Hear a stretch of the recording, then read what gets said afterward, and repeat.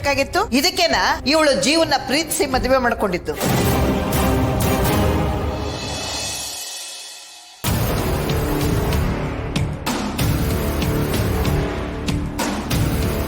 ಎಂತ ಕೆಲಸ ಮಾಡ್ಬಿಟ್ಟೆ. ನಾನು ಮೈ ಜೊತೆ ಹಾಗೆ ನಡ್ಕೊಬಾರ್ದಿತ್ತು. ನನ್ನ ಮೇಲೆ ನನಗೆ ಒಂಥರ ಅನಿಸ್ತಿದೆ. ನಾನು ಹೇಗೆ ಅವಳ ಮುಂದೆ ಹೋಗ್ಲಿ, ಹೇಗೆ ಮುಖ ತೋರಿಸ್ಲಿ, ಹೇಗೆ ಮಾತಾಡಿಸ್ಲಿ?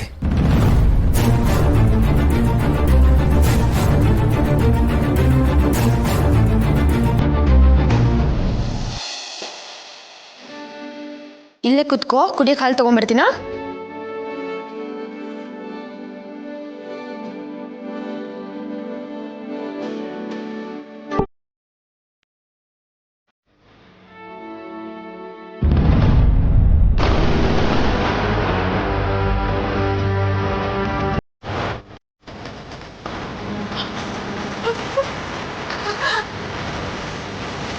ಅಮ್ಮ, ಇದು ಪುತ್ನೆ ಕಟ್ಟೆ ನೋಡ್ತಾಳೆ. ಅಮ್ಮ, ಅಮ್ಮ ಕ್ಷಮಿಸಿ, ನಿಮ್ಗೇನಾಗಿಲ್ಲ ಅಲ್ವಾ? ಇಲ್ಲಮ್ಮ, ನನಗೇನಾಗಿಲ್ಲ. ನಿಮಗೆ ಗೊತ್ತಲ್ವಾ ಅಮ್ಮನ ಬಗ್ಗೆ? ಪರವಾಗಿಲ್ಲಮ್ಮ, ಏನೂ ಆಗಿಲ್ಲ.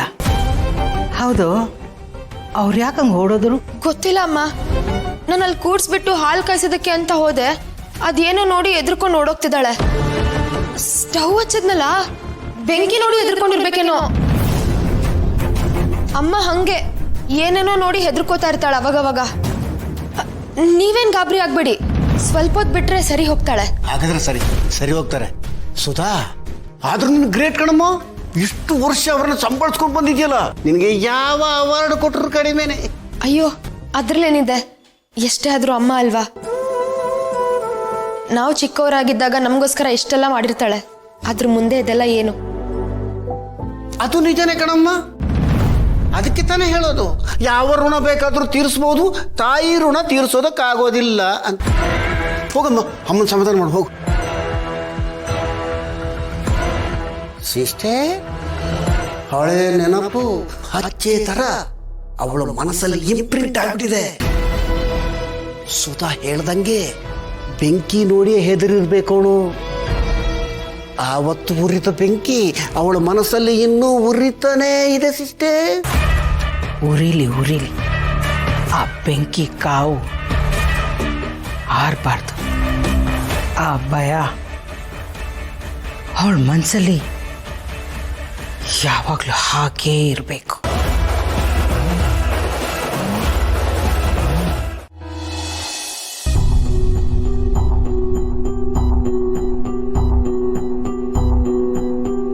ಮಹಿ,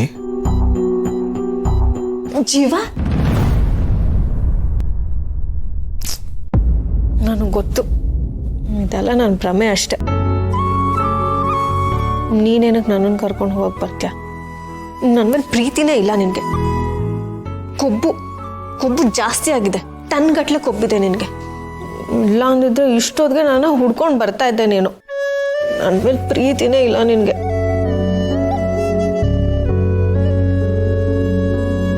ಮಹಿ, ಜೀವ, ನೀನು ನಿಜವಾಗ್ಲೂ ಬಂದಿದ್ಯಾ? ಎಸ್, ನಾನು ನಿಜವಾಗ್ಲೂ ಬಂದಿದ್ದೀನಿ. ಯಾವುದೂ ಭ್ರಮೆ ಅಲ್ಲ. ಐ ಆಮ್ ಎಕ್ಸ್ಟ್ರೀಮ್ಲಿ ಸಾರಿ. ನನ್ನ ಕಡೆಯಿಂದನೂ ಸಾರಿ. ನಾನು ಇದೆಲ್ಲ ಭ್ರಮೆ ಅನ್ಕೊಂಡು ನಿನಗೆ ಕೊಬ್ಬು ಗಿಬ್ಬು ಅಂತೆಲ್ಲ ಏನೇನೋ ಮಾತಾಡ್ಬಿಟ್ಟೆ. ಇಟ್ಸ್ ಓಕೆ ಮಹಿ, ನೀನು ಹಾಗೆ ಹೇಳ್ದೆ ಅಂತ ನನಗೆ ಬೇಜಾರಿಲ್ಲ. ಆದರೆ ನಾನು ನಿನಗೆ ಬೇಜಾರು ಮಾಡಿದ್ನಲ್ಲ, ಅದಕ್ಕೆ ಬೇಜಾರಿದೆ. ಯಾವುದನ್ನು ಮನಸ್ಸಲ್ಲಿ ಇಟ್ಕೋಬೇಡ. ಏನೋ ಕೆಟ್ಟ ಸಮಯ, ಹಾಗೆ ದುಡುಕು ಮಾತಾಡ್ಬಿಟ್ಟೆ. ನನಗೆ ಗೊತ್ತು ನನ್ನ ಮಾತಿಂದ ನಿನಗೆ ತುಂಬ ಹರ್ಟ್ ಆಗಿದೆ ಅಂತ. ಆ ವಿಷಯದಲ್ಲಿ ನನಗೂ ಗಿಲ್ಟಿದೆ. ನಿನಗೆ ನನ್ನ ಮುಖ ಹೇಗೆ ತೋರಿಸೋದು ಅಂತ ಒದ್ದಾಡ್ಬಿಟ್ಟೆ. ಅಷ್ಟು ಗಿಲ್ಟಾಗಿದೆ. I am extremely sorry. ಸರಿ ಬಾ, ಮನೆಗೆ ಹೋಗೋಣ. ಮನೆಗ? ನಾನು ಅಣ್ಣಂಗೆ ಏನು ಹೇಳಿ?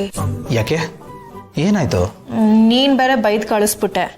ಅದಕ್ಕೆ ಅಣ್ಣ ನೀನು ಇಲ್ಲೇ ಇರು, ನಾನು ಇನ್ನ ರಾಜ್ಕುಮಾರಿ ಥರ ನೋಡ್ಕೊಳ್ತೀನಿ ಅಂತ ಹೇಳ್ದ. ಇವಾಗ ಹೋಗಿ ಅಣ್ಣ ನನ್ನ ಗಂಡ ಬಂದಿದ್ದಾನೆ, ನಾನು ಅವನ ಜೊತೆ ಹೋಗ್ತೀನಿ ಅಂತ ಹೇಳಿದ್ರೆ ಅವ್ನಿಗೆ ಡಿಸಪಾಯಿಂಟ್ ಆಗಲ್ವಾ? ಅದಕ್ಕೆ ಬೇರೆ ಅಲ್ಲೇ ಇದ್ದಾರೆ. ಓ ಅದಾ ನಿನ್ನ ಪ್ರಾಬ್ಲಮ್ಮು. ವರಿ ಮಾಡ್ಕೋಬೇಡ. ನೀನು ಅಲ್ಲಿಗೆ ವಾಪಸ್ ಬಂದರೆ ಅಕ್ಕನೂ ಇಲ್ಲಿಗೆ ವಾಪಸ್ ಬರ್ತಾರಲ್ವಾ, ಸೊ ಅಲ್ಲಿಗೆ ಲೆಕ್ಕ ಎಲ್ಲ ಸರಿ ಹೋಗುತ್ತೆ, ಬ್ಯಾಲೆನ್ಸು ಟ್ಯಾಲಿ ಆಗುತ್ತೆ. ಸರಿನಾ? ನೀನು ಹೇಳೋದು ಸರಿ. ಆ್ಯಕ್ಚುಲಿ ನಾವಿಬ್ರು ದೂರ ಆದ್ವಿ ಅನ್ನೋದಕ್ಕಿಂತ ನಮ್ಮಿಂದ ಅಣ್ಣ ಅದಕ್ಕೆ ದೂರ ಆದ್ರಲ್ಲ, ಅದೇ ತುಂಬ ಗಿಲ್ಟಿದೆ ನನಗೆ. ನಾವಿಬ್ರು ಜಗಳ ಆಡ್ಕೊಳ್ದೆ ಆರಾಮಾಗಿದ್ದಿದ್ರೆ ಇದೆಲ್ಲ ಏನೂ ಆಗ್ತಾನೇ ಇರಲಿಲ್ಲ. ಜೀವ, ಇದನ್ನೆಲ್ಲ ನಾವೇ ಸರಿ ಮಾಡಬೇಕು. ಆಯಿತು, ಸರಿ. ಇನ್ಮೇಲೆ ಯಾವತ್ತೂ ಈ ಥರ ಪ್ರಾಬ್ಲಮ್ ಮಾಡ್ಕೊಳ್ಳೋದು ಬೇಡ, ಆ ಥರ ಇರೋಣ. ಸರಿ, ಹೋಗು, ರೆಡಿಯಾಗು, ಹೊರಡೋಣ. ಸರಿ, ಈಗಲೇ ಹಚ್ತೀನಿ.